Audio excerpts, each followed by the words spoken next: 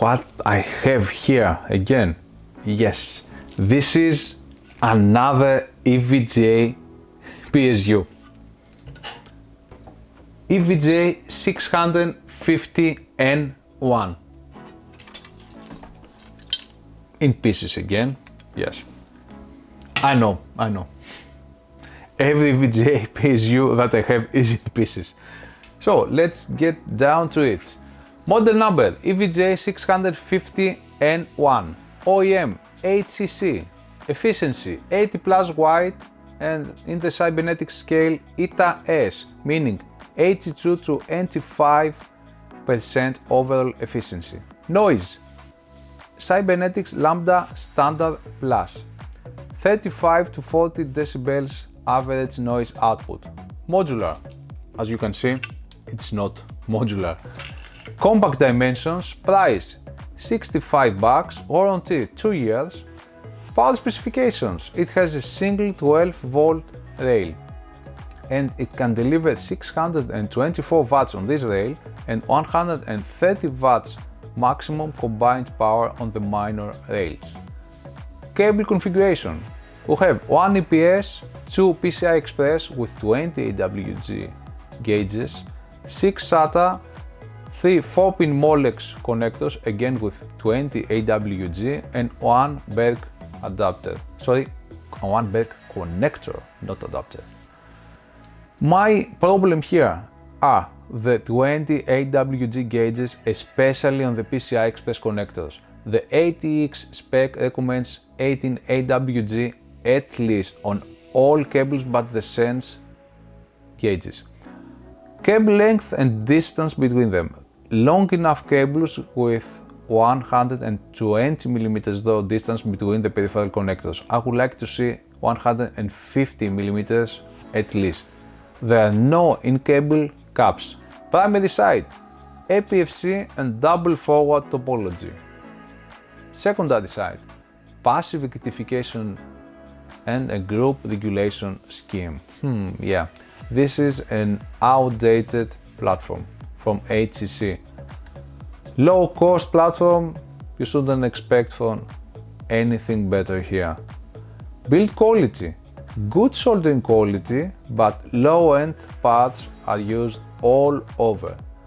Caps and fan manufacturers who have a typo 85 degrees Celsius bulk cap.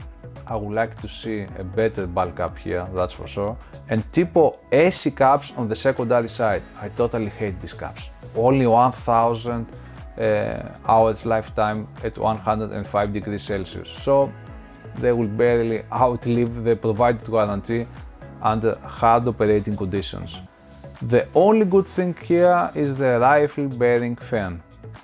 Protection features, very high OCP at 12 volt, allowing for excess ripple and very low voltage levels on this rail. Yeah, this doesn't look good.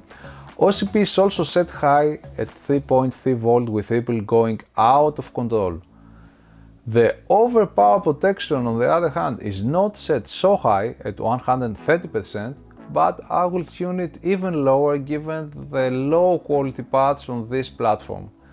This one didn't blow sky high at least. That's something. Hold up time. This was a nice surprise. I measured 20 milliseconds, 3 milliseconds longer than what the ATX spec recommends. And the power case signal is also accurate. Very good here. Average efficiency. It is low as expected from this outdated platform. Average PF. The APFC converter performs well, so the average PF is quite high. Overall noise output. This is a noisy PSU because of the low efficiency platform. I measured 39 decibels average noise output, which is very high. Only Be Quiet currently offers mainstream PSUs which are dead silent. Overall performance. Low score here. The Corsair VS650 takes the lead with 3% difference. The Corsair CV650 is notably better, achieving 6% higher overall performance. And the XPG Pylon 650 bronze is almost 18% away, while the Corsair CX650 is even better with a 20% difference. Yeah, that's a huge difference. Bottom line, another mediocre PSU from EVGA. This one didn't treat me with fireworks, and this is something at least. Bottom low overall performance, low efficiency, noisy operation, and low end parts at its internals. It managed to deliver though full load at 36 degrees Celsius, and its transient response at 12 volt is satisfactory, while the hold-up time is longer than what the ATX spec requires. That said, it uses low-end capacitors on the secondary side and low temperature rating bulk up. If you are careful, it will outlive the provided warranty unless you feel brave and you overload the 12 volt rail, which doesn't have a properly working overcurrent protection. So this might be a possible danger for your system. Pros: full power at 36 degrees Celsius, while EVGA rates it only for 25 degrees.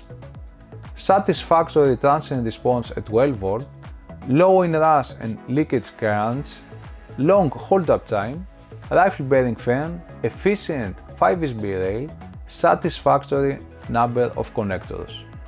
And the cons list, which is quite long.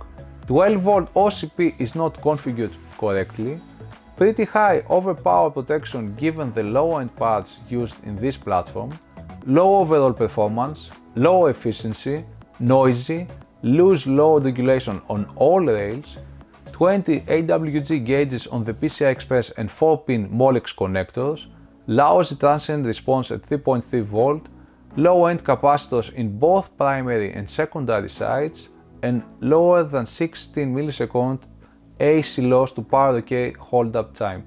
So this was another PSU review, another EVGA review. Stay tuned for more. Bye bye!